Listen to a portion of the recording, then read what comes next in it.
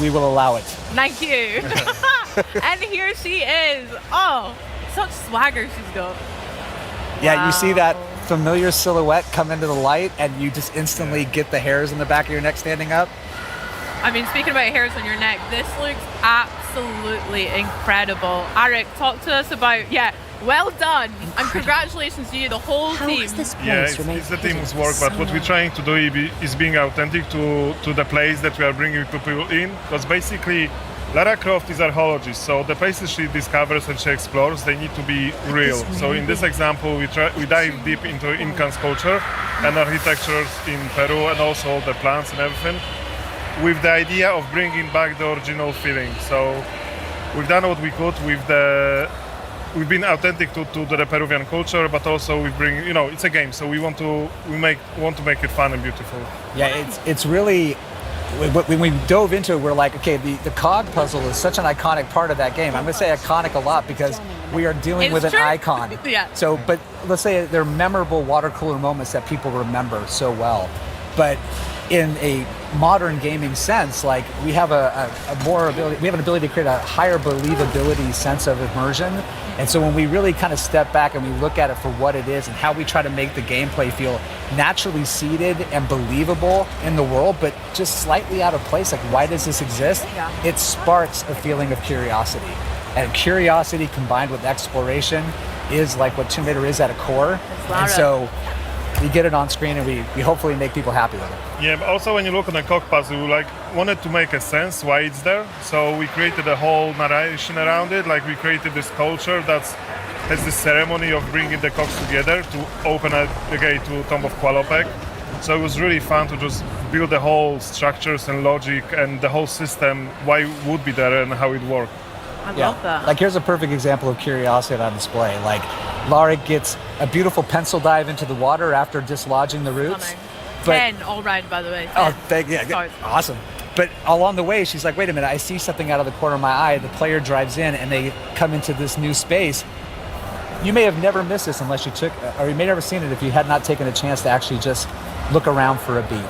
I mean, speaking about looking around, is there maybe particular details that you guys are really proud of or that you want players to really notice in the environment of the game?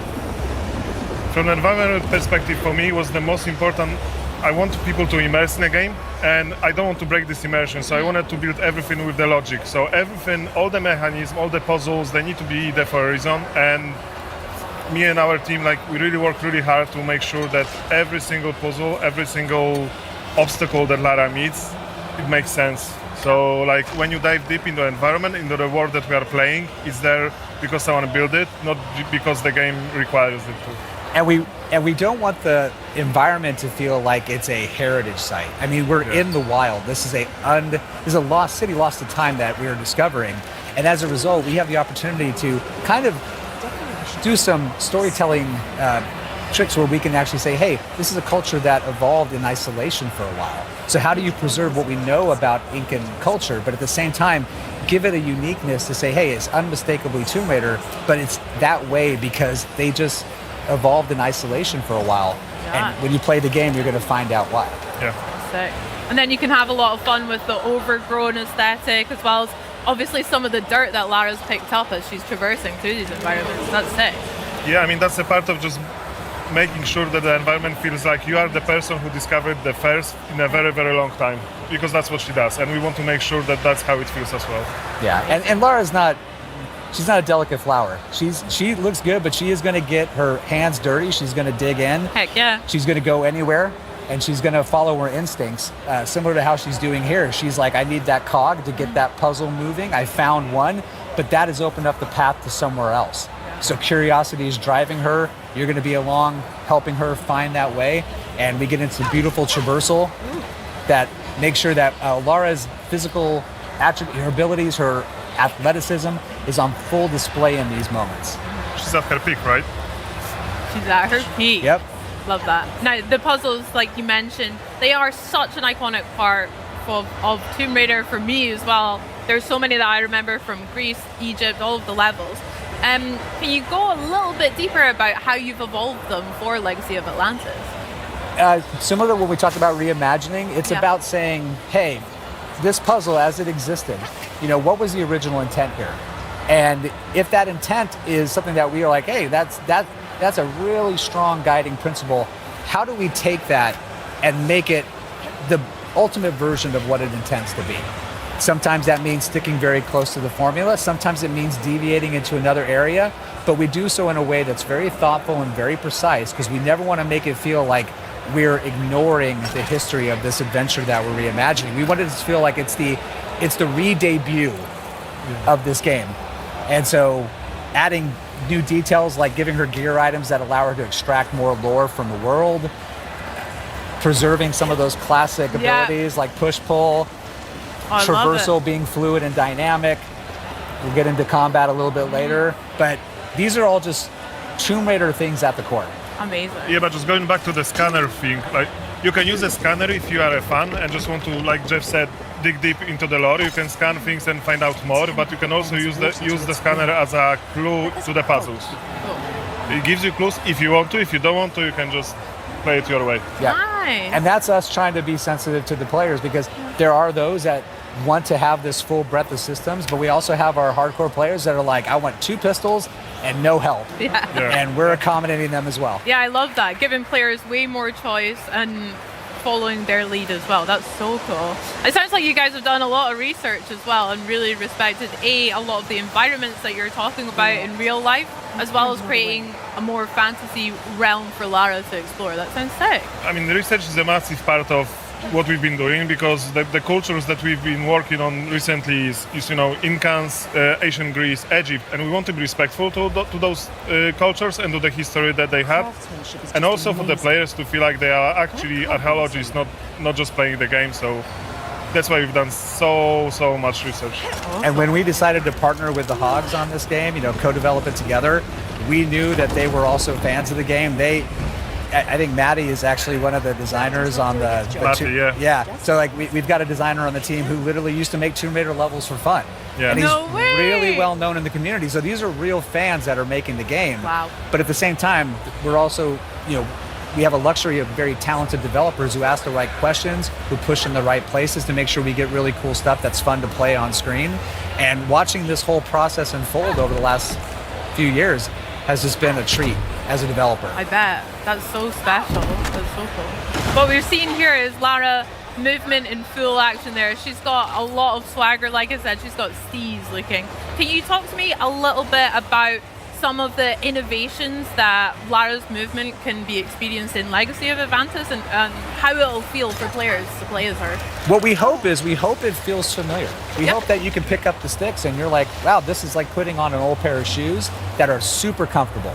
But at the same time, we've given her a couple of more tricks that she can use to help navigate the world, such as her grapple cuff that can give her some unique abilities to interact with objects, to use it to navigate. Those little touches are additive and are meant to enhance the experience while still preserving that original intent. Very cool. But that cog puzzle, she basically knew she needed to find it. She used her instinct. She moved upwards through this beautiful little pocket city that was adjacent to this temple, discovered things about it along the way, got inside, found this beautiful water clock whose purpose is unknown. Yeah. She gets it, Look at her and go. look at this. There she is. That's Lara, baby. Oh my gosh. Lara never comes in through the front door, and she never Yes. leaves without style.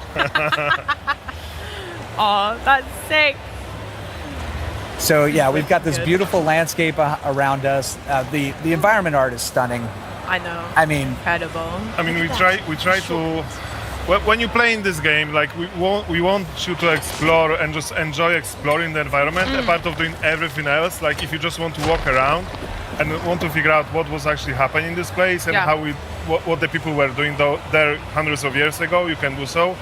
And just working on all those vistas, it's just so awesome. Our teams put so much heart and passion into building the vistas like this. Look at that. This is one of my favorite Cinema, moments is the postcard shots where you're alone in the wilderness. You can hear the birds chirping, the leaves rustling. There's no time clock. We want people to slow down when they play the game. We want them to say, take it in, enjoy it. You don't have to speed run it, but if you're listening and you do, let us know what your time is, because we'll keep track. But But that's great. It's the type of audience that we have. You know, we have people that want to challenge themselves to move through the experience as fast as they can, and those that want to sightsee. And the game just is welcoming to all. I'll be sightseeing for sure. I've got tears in my eyes. I'm not even joking. That is absolutely incredible. Wow. I wanted to go back a little bit and talk a little bit more about Lara's toolkit and how that's evolved here. So we've mentioned her grapple hook, we saw the scanner in action as well. How is that really going to affect the gameplay for players, and what other tools has she got up her sleeve? Well, we've got like you said, the 2 items that we've already discussed. Nice. And as Arik mentioned, the scanner has some dual functionality. It can not only give you some hints that are optional if you don't want to engage with it, but it also gives you some world lore. But on top of that, we've got some things under the hood in our PDA that we can use to help give her some slightly different skill attributes if you want to equip her in a certain way to help meet challenges as you face them. We've got our crafting system, because we want to make sure that, you know, finding med packs in the middle of the jungle.